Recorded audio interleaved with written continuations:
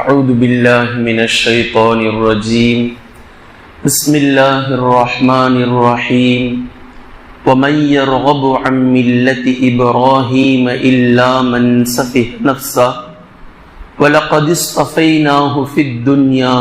கண்ணியத்திற்குரிய அல்லாஹ்வின் அடியார்களே, சூரத்துல் பக்ராவினுடைய இந்த வசனத்தில் முஸ்லிம்களுடைய விஷயத்தில் அல்லாஹு தஆலா இரண்டு செய்திகளை இந்த வசனத்தில் பேசுகின்றான்.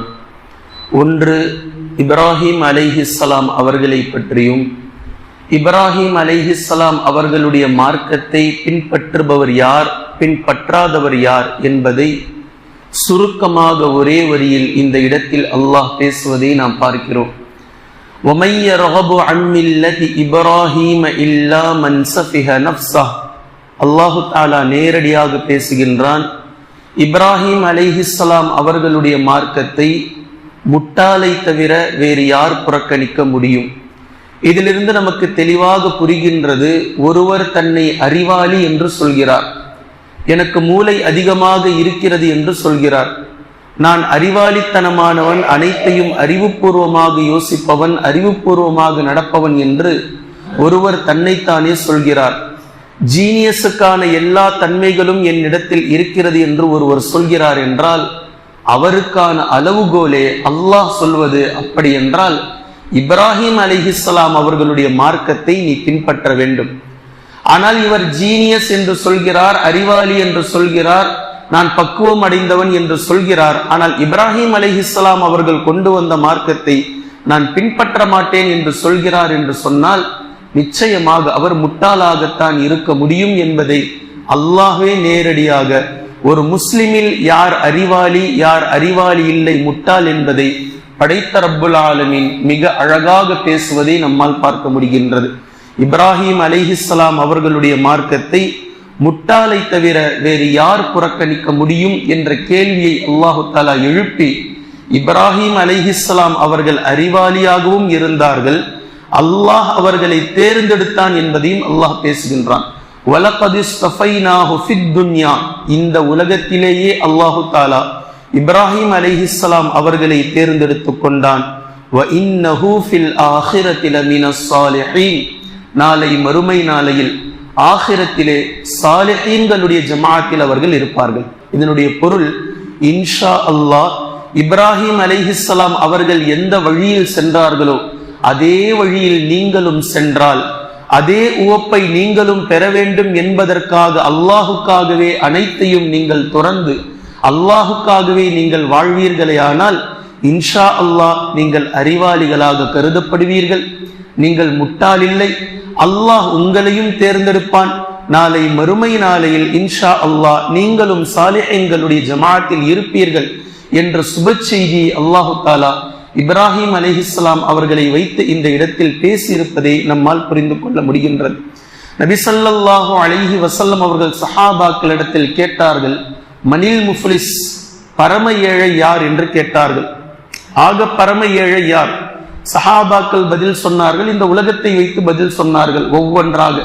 இது இல்லாதவர், இது இல்லாதவர், வீடு இல்லாதவர், காசு பணம் இல்லாதவர், வறுமைக்கு கீழாக இருப்பவர், அடுத்த வேளை சாப்பாட்டுக்கு, இப்படி ஒவ்வொன்றாக சொல்லக்கூடிய நேரத்தில் நபி ஸல்லல்லாஹு அலைஹி வஸல்லம் அவர்கள் சொன்னார்கள், நாளை மறுமை நாளையில் அமல்களை கொண்டு வந்து, மூட்டை மூட்டையாக அமல்களை கொண்டு வந்து, அந்த அமல்களை கொண்டு அவர் சொர்க்கம் சென்று விடுவார் என்ற நிலையில் இருக்கும் நாளில் திடீரென்று அடுத்தவர்கள் வந்து, யா அல்லாஹ், இவன் என்னிடத்தில் இப்படி நடந்து கொண்டான், இவன் என்னிடத்தில் இப்படி நடந்து கொண்டான், இன்னாரிடத்தில் இவன் இப்படி நடந்து கொண்டான் என்று பகரம் தீர்க்க வந்து தன்னிடத்தில் இருக்கக்கூடிய எல்லா அமல்களையும் அதற்கு பகரமாக அவன் கொடுத்துவிட்டு கடைசியாக எந்த அமலுமே இல்லாமல் அடுத்தவர்களுடைய பாவங்களை சுமந்தவனாக நரகத்திற்கு இழுத்து செல்லப்படுவானே, இவன்தான் ஆக பரம ஏழை என்று நபி ஸல்லல்லாஹு அலைஹி வஸல்லம் அவர்கள் சொல்வதை நாம் ஹதீஸிலே பார்க்கிறோம்.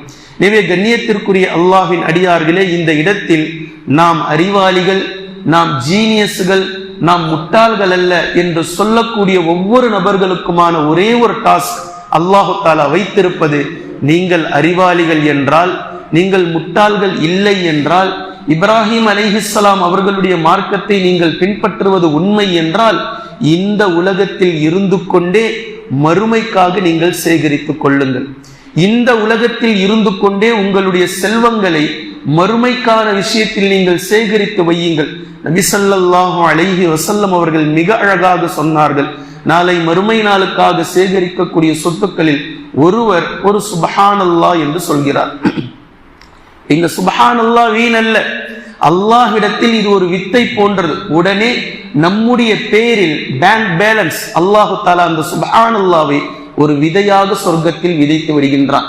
நாளை இன்ஷா அல்லாஹ் நாம் சொர்க்கம் செல்லும் போது அது ஒரு மரமாக வளர்ந்து நிற்கும்.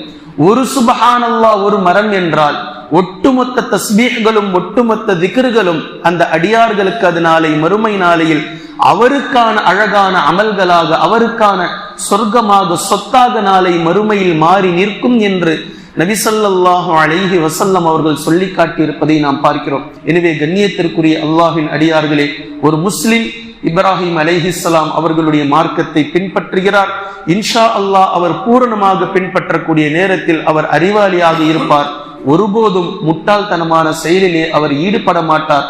ஒரு முஸ்லிம் இன்ஷா அல்லாஹ் இந்த உலகத்தில் ஏழையாக இருக்கிறாரோ, வறுமை கோட்டிற்கு கீழாக இருக்கிறாரோ, எந்த விதமான பாவகரமான செயல்களை செய்தும் நாளை மறுமையில் பரம ஏழை ஆகாமல் இருந்து நாளை மறுமையில் இன்ஷா அல்லாஹ் அவர் மிகப்பெரிய பணக்காரராக அல்லாஹ்விடத்தில் ஜன்னத்துல் ஃபிர்தௌஸ் என்ற சொர்க்கத்தை அடையக்கூடியவராக நாளை மறுமை நாளையில் சொர்க்கத்தில் ஏழைகள் அதிகமாக இருப்பார்கள் என்று நபி ஸல்லல்லாஹு அலைஹி வஸல்லம் அவர்கள் சொல்லியதிலிருந்து இந்த உலகத்தில் ஒருவர் எப்படி இருக்கிறார் என்பது அல்லாஹுக்கு பொருட்டல்ல, மாற்றமாக அல்லாஹ்விற்கு அடிபணிந்தவராக அவர் இருக்கிறாரா என்பதை மாத்திரம் அல்லாஹ் ஒவ்வொரு கணமும் பார்த்து கொண்டிருக்கின்றான். எனவே நாம் இப்ராஹிம் அலைஹிஸ்ஸலாம் அவர்களுடைய மார்க்கத்தை முழு மூச்சாக பின்பற்றக்கூடியவர்களாக அல்லாஹ்விடத்தில் அறிவாளிகளாகவும் இருப்போம், அல்லாஹ்விற்கு அடிபணிந்த அடியார்களாகவும் இருப்போம். நாளை மறுமை நாளையில் ஜன்னத்துல் ஃபிர்தௌஸ் என்ற சொர்க்கத்தை பெறக்கூடிய அல்லாஹ்விடத்தில் பணக்காரர்களாக இன்ஷா அல்லாஹ் நாம் இருப்போம். குர்ஆனையும் ஹதீஸையும் தெளிவாக விளங்கக்கூடிய நன்மக்களாகவும் அதை நடைமுறைப்படுத்தக்கூடிய நல்லடியார்களாகவும் தேவையில்லாத எந்த செயலிலும் ஈடுபடாமல் மார்க்கம் எதை நமக்கு நல்லது என்று கற்றுத்தந்ததோ அதை எடுத்துக்கொள்ளக்கூடியவர்களாகவும், மார்க்கம் எது நம்மை தவறு என்று சொன்னதோ அதை விட்டு விலகி இருப்பதற்கும் அல்லாஹ் நமக்கு உதவி செய்வானாக.